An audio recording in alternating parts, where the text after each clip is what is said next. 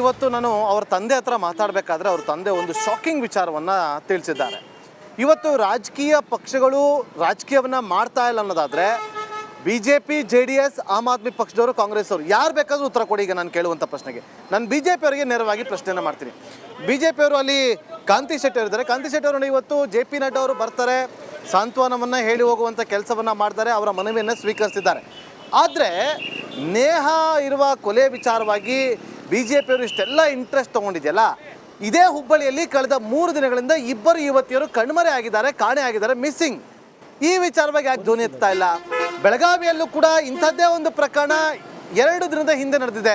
ಆ ವಿಚಾರವಾಗಿ ಯಾಕೆ ಧ್ವನಿ ಎತ್ತಾ ಇಲ್ಲ? BJP JDS ಅವರು ಯಾರು ಬೇಕಾದ್ರೂ ಉತ್ತರ ಕೊಡ್ಬೋದು. ಕಾಂತಿ ಶೆಟ್ಟಿ ಅವರು ನೀವೇ ಉತ್ತರ ಕೊಡಿ. ನೋಡಿ, ನಾವು ಧ್ವನಿ ಎತ್ತಾ ಇಲ್ಲ ಅಂತ ನೀವು ಆ ಥರ ಹೇಳ್ಬೇಡಿ. ಬಟ್ ಇದು ಒಂದು ಬ್ರುಟಲ್ ಮರ್ಡರ್. ಇಷ್ಟೊಂದು ಮೊನ್ನೆ ಎಷ್ಟು ಇತ್ತೀಚೆಗೆ ಇವರೇನೋ ಹೇಳ್ತಾ ಇದ್ರೆ ಯಾವತ್ತೋ ನಡೆದಿರೋದನ್ನ ಮಾತಾಡ್ತಾರೆ. ನೋಡಿ, ಯಾವುದೇ ಆಗಲಿ ಕೊಲೆ ಆಗಿರೋದು ಕೊಲೆನೇ, ಅದು ಅವ್ರಿಗೆ ಗೊತ್ತಿದೆ, ಅವ್ರ ಮನೆಯವರಿಗೆ ಗೊತ್ತಿದೆ. ಆದ್ರೆ ನೋವು ಏನು ಅನ್ನೋದು ಈಗಿನ ಇಡೀ ರಾಜ್ಯದ ಒಂದು ಕಾಲೇಜ್ ಕಲಿಸುವ ಹೆಣ್ಮಕ್ಳ ತಂದೆ ತಾಯಿಯವರು ಭಯಭೀತರಾಗಿದ್ದಾರೆ.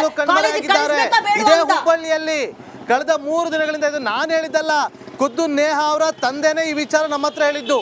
ನನಗೆ ಶಾಕ್ ಆಯ್ತು.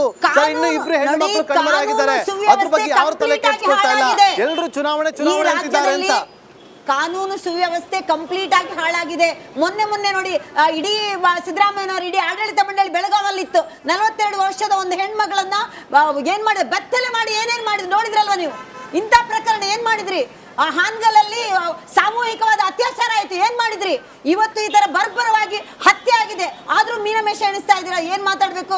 ಒಂದು ಸಮುದಾಯನ ಓಲೈಕೆ ಮಾಡೋಕ್ಕೋಸ್ಕರ ಅದ್ರ ಬಗ್ಗೆ ಏನು ಹೇಳಬೇಕು? ಅಥವಾ ಯಾರು ಮಾಡಿದಾರೆ ಅವ್ರ ಮನೆಗೆ ಹೋಗಿ ನೀವು ಸೆಕ್ಯೂರಿಟಿ ಕೊಡ್ತೀರಾ? ಈ ರಾಜ್ಯದ ಜನತೆಗೆ, ರಾಜ್ಯದ ಹೆಣ್ಮಕ್ಳಿಗೆ ಏನ್ ಬಿಜೆಪಿ ಮೇಲಿರೋ ಅತ್ಯಂತ ಗಂಭೀರ ಆರೋಪ ಏನ್ ಗೊತ್ತಾ? ಒಂದು ಕ್ರೈಮ್ ಆಕ್ಟ್ ಆಗಿ ನೋಡೋದೇ ಇಲ್ಲ. ಕಮ್ಯುನಲ್ ಆಂಗಲ್ ಹುಡುಕುತ್ತೆ, ಅದರಲ್ಲಿ ಜಾತಿ ಧರ್ಮದ ಆಯಾಮವನ್ನ ಹುಡುಕುತ್ತೆ. ಈ ಪ್ರಕರಣದಲ್ಲೂ ಕೂಡ ಇವರ ಈ ಸರ್ಕಾರದ ಮೇಲೆ ನಂಬಿಕೆನೇ ಇಲ್ಲ. ಈ ನಮ್ಗೆ BJP ಅವರಂತಲ್ಲ, ಇಡೀ ರಾಜ್ಯದ ಜನತೆಗೆ, ರಾಜ್ಯದ ಹೆಣ್ಮಕ್ಳಿಗೆ ಧೈರ್ಯವಾಗಿ ಓಡಾಡಕ್ ಸಾಧ್ಯ ಇದೆ. ಈ ಘಟನೆ ನೋಡಿದ್ಮೇಲೆ ಯಾವ್ದಾದ್ರು ಒಂದು ತಂದೆ ತಾಯಿ ಹೆಣ್ಮಕ್ಳನ್ನು ಕಾಲೇಜಿಗೆ ಕಳ್ಸಕ್ಕೆ ಭಯ ಪಡ್ತಾರಾ ಇಲ್ವಾ? ಕಾಲೇಜಿನ HODನ ಬಾಗಿಲ ಎದುರುಗಡೆ ಈ ತರ ಘಟನೆ ನಡೆಯುತ್ತೆ ಅಂತ ಹೇಳಿದ್ರೆ ಅವ್ರನ್ನ ಇನ್ನ ಈ ವಿಡಿಯೋ ಎಲ್ಲ ಇದೆ, ಕರೆಕ್ಟ್ ಆಗಿ ಏನೇನ್ ಮಾಡಿದಾರೆ, ಯಾವ ತರ ಅಮಾನುಷವಾಗಿ ಮಾಡಿದಾರೆ ಎಲ್ಲವನ್ನು ನೋಡಿದ್ರು ಕೂಡ ಇದಕ್ಕೆ ಏನ್ ಕ್ರಮ ತಗೋತಾ ಇದ್ದೀರಾ? ಏನ್ ಹೇಳ್ತಿದ್ದೀರಾ ಗೃಹ ಸಚಿವರೇನು? ಏನಂತ ಮಾತಾಡ್ತಿದ್ದೀರಾ? ಇಡೀ ರಾಜ್ಯದ ಜನತೆ ಏನ್ ತಿಳ್ಕೊತಾರೆ ಹೇಳಿ? ಇದಕ್ಕೆ ಇನ್ನೂ ಕುಮ್ಮಕ್ ಕೊಡುತ್ತೆ. 2016ರಲ್ಲಿ 1600 ಜನನ ಬಿಡುಗಡೆ ಮಾಡ್ತೀರಾ. ಈ ತರ ಒಂದು ರೌಡಿ ಶೀಟರ್ಗಳನ್ನೆಲ್ಲ ಬಿಡುಗಡೆ ಮಾಡ್ತೀರಾ ನೀವು. ಏನ್ ಹೇಳಕ್ ಹೊರಟಿದ್ದೀರಾ ನೀವು? ಏನ್ ಹೇಳಕ್ ಹೊರಟಿದ್ದೀರಾ ಈ ರಾಜ್ಯದ ಜನತೆಗೆ? ನಿಮ್ಗೆ ಇವತ್ತು ಒಂದು ಮತದಾನನೇ ಮತ ಪೊಲಿಟಿಕ್ಗೋಸ್ಕರ, ವೋಟ್ ಪೊಲಿಟಿಕ್ಗೋಸ್ಕರ ಏನ್ ಬೇಕಾದ್ರೂ ಮಾಡ್ತೀರಾ? ಮತ ಪಾಲಿಟಿಕ್ಸ್ ಇವ್ರು ಮಾಡ್ತಿಲ್ವಾ? ಯಡಳ್ಳಿ ಅವರೇ, ಈಗ ನೋಡಿ, ಹೋದ್ರು ಸಾಂತ್ವನ ಮಾಡಿದ್ರು ಎಲ್ಲವೂ ಓಕೆ. ಬಟ್ ಅದಾದ್ಮೇಲೆ ಹೊರಗೆ ಬಂದ್ಮೇಲೆ ಕಾನೂನಾತ್ಮಕವಾಗಿ ಕಠಿಣವಾದ ಕ್ರಮ ಹೆಂಗಾಗತ್ತೆ ಅನ್ನೋದ್ರ ಜೊತೆಗೆ ಮಾತನಾಡಿದ್ದೇನೋ ಕಾಂಗ್ರೆಸ್, ತುಷ್ಟೀಕರಣ, ಒಂದು ಸಮುದಾಯದ ಓಲೈಕೆ, ಇದೆಲ್ಲ ಏನನ್ನು ಸೂಚಿಸುತ್ತೆ? ಇದಲ್ವಾ ವೋಟ್ ಬ್ಯಾಂಕ್ ರಾಜಕೀಯ? ಉತ್ತರ ಕೊಡ್ಲಿ ಯಡಳ್ಳಿ ಅವರು, ಉತ್ತರ ಕೊಡ್ಲಿ. ಎಲ್ಲ ಕ್ರೈಮ್ ಆಕ್ಟ್, ನಾನು ಅದಕ್ಕೆ ಹೇಳಿದೆ ಕಾಂತಿ ಶೆಟ್ಟಿ ಅವರೇ, ನಾನು ಅದಕ್ಕೆ ಹೇಳಿದೆ ಕ್ರೈಮ್ ಆಕ್ಟ್ ಯಾವುದೇ ಅಪರಾಧ ಪ್ರಕರಣ ಆದ್ರೂ ಕೂಡ ಅದು ಖಂಡನೀಯ. ಇಲ್ಲಿ ಕಾಂಗ್ರೆಸ್ ಬಿಜೆಪಿ ಬರ್ಲೇಕೂಡದು. ಯಾಕೆ ಬರುತ್ತೆ ಬಿಜೆಪಿ JDS ಕಾಂಗ್ರೆಸ್? ಯಾಕೆ ಬರಬೇಕು ಇಲ್ಲಿ ಹಿಂದೂ ಮುಸ್ಲಿಂ? ಅವರೊಬ್ಬರಿಗೆ ಬಿಟ್ಬಿಡಿ ಮಾತಾಡ್ಲಿ, ಅವರೇನೆ ಪೂರ್ತಿ ನಾವು ಸುಮ್ಮನೆ ಕೂತ್ಕೋತೀವಿ. ಇವಾಗ ಅಲ್ಲಿ ಹೇಳೋದು ಕೇಳ್ಕೊಳ್ಳಿ. ಅವ್ರು ಹೇಳಿದ್ದು ಕರೆಕ್ಟ್ ಆಗಿದೆ. ಸ್ಮಿತಾ ಅವರು ತಪ್ಪೇ, ಕ್ರೈಮೇ, ಅಪರಾಧವೇ. ಅದು ಯಾರು ಮಾಡಿದ್ರು ಏನು ಮಾಡಿದ್ರು ಅದು ಖಂಡನೀಯ, ಅವರು ಶಿಕ್ಷಾರ್ಹ. ಆದ್ದರಿಂದ ಅಲ್ಲಿರ್ತಕ್ಕಂಥ ಫಯಾಜೋ, ಗಿಯಾಜೋ, ಇನ್ಯಾರೋ ಪ್ರವೀಣನೋ ಇನ್ಯಾರೋ ಆಗಿರ್ಲಿ, ಅವ್ರು ತಪ್ಪು ಮಾಡಿದ್ದಾರೆ, ಮರ್ಡರ್ ಮಾಡಿದ್ದಾರೆ. ಅದಕ್ಕೆ ನೀವು ಹೇಳಿದಾಗ ನಾವು ಎನ್ಕೌಂಟರ್ ಮಾಡ್ಬಿಡಿ, ಗಲಿ ಹಾಕ್ಬಿಡಿ. ಅದಕ್ಕೊಂದು ಕಾನೂನು ವ್ಯವಸ್ಥೆ ಅಂತಿದೆ. ನಾವು ನೀವು ಎಲ್ಲರೂ ಸೇರಿದ ಒಂದು ಕಾನೂನು ವ್ಯವಸ್ಥೆ ಮಧ್ಯದಲ್ಲಿ ಬರುತ್ತೀವಿ. ಆ ಕಾನೂನು ವ್ಯವಸ್ಥೆಯನ್ನ ಎಲ್ಲರೂ ಪರಿಪಾಲಿಸ್ತೀವಿ.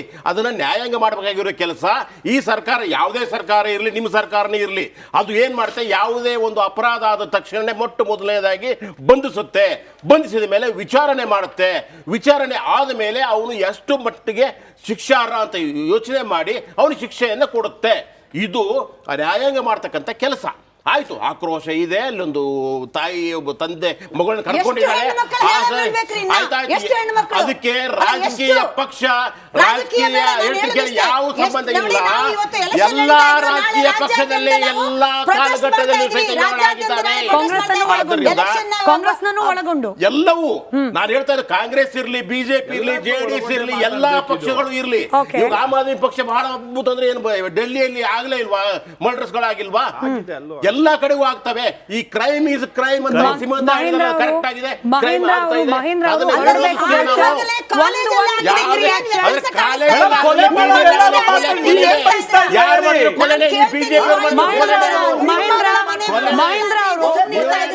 ಆಯ್ತು, ಮಹೇಂದ್ರ ಅವರು ಹೊರಡಬೇಕು. ಕಡೆದಾಗಿ ಮಹೇಂದ್ರ ಅವರೇ, ನಿಮ್ಮ ಸರ್ಕಾರದ ಮೇಲೂ ಕೂಡ ಕಾಂತಿ ಶೆಟ್ಟಿ ಅವರು ಹೇಳ್ತಿದ್ದಾರೆ, ನಂಬಿಕೆ ಕಳ್ಕೊಂಡಿದೆ ಸರ್ಕಾರ. ಪಾಕಿಸ್ತಾನ್ ಜಿಂದಾಬಾದ್ ಅನ್ನೋ ಹೇಳಿಕೆ ಬಂದಾಗ ನಿಮ್ಮ ಸರ್ಕಾರದ ಸಚಿವರು ಹೇಳ್ಬಿಟ್ರು ಹಂಗಂದೇ ಇಲ್ಲ. ಇವತ್ತು ನೇಹಾ ಪ್ರಕರಣ ಆದಾಗ ಗೃಹ ಸಚಿವರು ಹೇಳ್ಬಿಟ್ರು ಮ್ಯೂಚುವಲ್ ಲವ್. ಅಂದ್ರೆ ತನಿಖೆ ಆಗೋಕ್ ಮುಂಚೆನೆ ನಿಮ್ಮ ಸರ್ಕಾರದ ಪ್ರತಿನಿಧಿಗಳು ಕೊಡ್ತಾ ಇರುವ ಕ್ಲೀನ್ ಚಿಟ್ ಏನನ್ನು ಸೂಚಿಸುತ್ತಿದ್ದು ಅಂತ. ಲವ್ ಆಗಿದ್ರೆ ಅವಳು ಕಾರತ್ತಿ ಅವನ ಜೊತೆ ಹೋಗ್ತಾ ಇದ್ಲು, ಲವ್ ಮಾಡಿದಿದ್ರೆ ವೈಯಕ್ತಿಕವಾಗಿ ಏನಾಯ್ತು ಅನ್ನೋದ್ರ ಬಗ್ಗೆ ನಾವು ಚರ್ಚೆ ಮಾಡ್ತಾ ಇಲ್ಲ. ರಾಜಕೀಯ ತುಷ್ಟೀಕರಣ. ಮಹೇಂದ್ರ ಅವರು ಉತ್ತರ ಕೊಡಿ ದಯಮಾಡಿ. ನಾ ಇಷ್ಟೊತ್ತು ನಾನು ನಾ ಬಹಳ ಹುಬ್ಳಿಯಿಂದ ಮಾತಾಡ್ತಾ ಇದ್ದೀನಿ. They should allow me to speak. ದಯಮಾಡಿ ಅವಕಾಶ ಮಾಡಿಕೊಡ್ಬೇಕು. ಈ ಇಷ್ಟೆಲ್ಲ ಡಿಬೇಟ್ ಅಲ್ಲಿ ಕುಂತೆಲ್ಲ ಜನರಲ್ಲಿ ನನ್ನ ವಿಷಯ ಇಷ್ಟೆಲ್ಲ ಡಿಬೇಟಲ್ಲಿ ಕೂತು ಎಲ್ಲದಕ್ಕಿಂತ ಹೆಚ್ಚಿಗೆ ನೋವು ಆಗಿದೆ. ಅದಕ್ಕೆ ಕಾರಣ ಏನಾದರೂ, ನೇಹಾ ಅನ್ನೋ ಒಬ್ಬ ವಿದ್ಯಾರ್ಥಿ ನನ್ನ ಶಿಕ್ಷಣ ಸಂಸ್ಥೆಯಲ್ಲಿ KG ಇಂದ 10th ಓದಿದ್ದಾಳೆ. ಅದಕ್ಕೆ ನಾನು ಎಲ್ಲಿನ ಹೆಚ್ಚಿಗೆ ನೋವಾಗಿದೆ. ಸೆಕೆಂಡ್, ನಾವು ಮಾತಾಡೋ ಟೈಮಿಗೆ ನಡ್ಡಾ ಅವರು ಭೇಟಿ ಕೊಟ್ಟರು. ಮುಖ್ಯಮಂತ್ರಿಯಾಗಿ ಭೇಟಿ ಕೊಡಲು ನಡ್ಡಾ ಅವ್ರ ಮನೆ ಭೇಟಿ ಕೊಡಲಿಕ್ಕೆ ಅವ್ರು ಭೇಟಿ ಇಲ್ಲಿಗೆ ಬಂದಿದ್ದಾರೆ. ರಾಜಕೀಯ ಉದ್ದೇಶಕ್ಕೆ ಬಂದಾಗ ಭೇಟಿ ಕೊಟ್ಟಿದ್ದಾರೆ.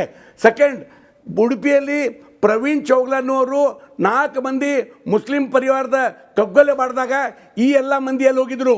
ಮಾನವೀಯತೆ, ಮಾನವ ಧರ್ಮದ ಬಗ್ಗೆ ಮಾತಾಡಬೇಕು. ಯಾರೇ ಅಪರಾಧ ಮಾಡಲಿ, ಸನ್ಮಾನ್ಯ ನರೇಂದ್ರ ಮೋದಿ ಯಾಕೆ ಬರಲಿಲ್ಲ, ಸನ್ಮಾನ್ಯ ಅಮಿತ್ ಶಾ ಅವರು ಯಾಕೆ ಬರಲಿಲ್ಲ, ಅದೆಲ್ಲ ಪ್ರಶ್ನೆ ಇಲ್ಲ. ಇಲೆಕ್ಷನ್ ವಿಷಯ ಇದ್ದಾಗ ಯಾರು ಹುಬ್ಳಿಗೆ ಬಂದಿದ್ದಾರೆ, ನಡ್ಡಾ ಅವ್ರು ಬಂದಿದ್ದಾರೆ, ಅದಕ್ಕೆ ನಾನು ಸ್ವಾಗತ ಮಾಡ್ತಾ ಇದ್ದೀನಿ. ಒಂದು ಮಾತು ಹೇಳಕ್ಕೆ ಇಷ್ಟಪಡ್ತೀನಿ, ಇಂಥ ಸಂದರ್ಭ ಬಂದಾಗ ನಾವೆಲ್ಲರೂ ಪಕ್ಷಾತೀತವಾಗಿ ನಿರಂಜನ್ ಹಿರೇಮಠ್ ಅವರ ಜೊತೆಗಿದ್ದು ಅವರಿಗೆ ನ್ಯಾಯ ಸಿಗುವಂಥ ವ್ಯವಸ್ಥೆ ಮಾಡಬೇಕು ಹೊರತು ರಾಜಕೀಯವಾಗಿ ಹಂಗೆ ಮಾಡಿಲ್ಲ ಹೀಗೆ ಮಾಡಿಲ್ಲ ಆ ಎಲ್ಲ ಚರ್ಚೆ ಬೇಡ. ಈಗ ಸನ್ಮಾನ್ಯ ಸದಾನಂದ ಗೌಡರು ಅಪವಾದ ಮಾಡ್ತಾರೆ, ಸನ್ಮಾನ್ಯ ಈಶ್ವರಪ್ಪ ಸ್ಟೇಟ್ಮೆಂಟ್ ಕೊಡ್ತಾರೆ. ಆ ಎಲ್ಲ ಚರ್ಚೆಗಳಿಗೆ ಬೇರೆ ಒಂದು ವೇದಿಕೆ ಬಂದಾಗ ಮಾತೋಣ. ಈ ರಾಜಕೀಯ ಮಾಡುವಂಥ ಸ್ಥಿತಿ ಸಂದರ್ಭ ಇಲ್ಲ. ಎಲ್ಲರೂ ನಾವು ಹುಬ್ಬಳ್ಳಿಯ ಸಂಪೂರ್ಣ ಜನ ಜಾತ್ಯತೀತವಾಗಿ ನಿರಂಜನ್ ಹಿರೇಮಠ್ ಅವ್ರ ಪರಿವಾರಕ್ಕೆ ಏನೇನು ಆಗಬೇಕಾಗ್ತದೆ ಖಂಡಿತವಾಗಿ ಅವ್ರ ಜೊತೆಗೆ ನಿರ್ತಂತ ಹೇಳಲಿಕ್ಕೆ ಇಚ್ಛೆ ಪಡ್ತಾ ಇದ್ದೀನಿ. ಮಹೇಂದ್ರ ಅವರೇ ಧನ್ಯವಾದ. ಹಾಡು ಹಗಲೇ ಈ ವಾಹಿನಿ ಮುಖಾಂತರ ಹಾಡು ಹಗಲೇ ನಡೀತಾ ಇರುವಾಗ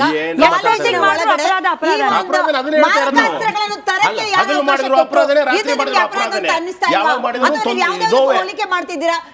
ಈಗಿರುವ ಒಂದು ಹೆಣ್ಣು ಮಕ್ಕಳನ್ನ ತಂದೆ ತಾಯಿಯವರು ಕಾಲೇಜಿಗೆ ಕಳ್ಸಕ್ಕೆ ಭಯ ಪಡ್ತಾರೆ. ಎದುರ್ಕೋಬೇಕು ಆ ರೀತಿ ಹೇಳ್ತಾ ಇದ್ದೀರಾ? ಚೆಕ್ ಮಾಡ್ತಾರೆ.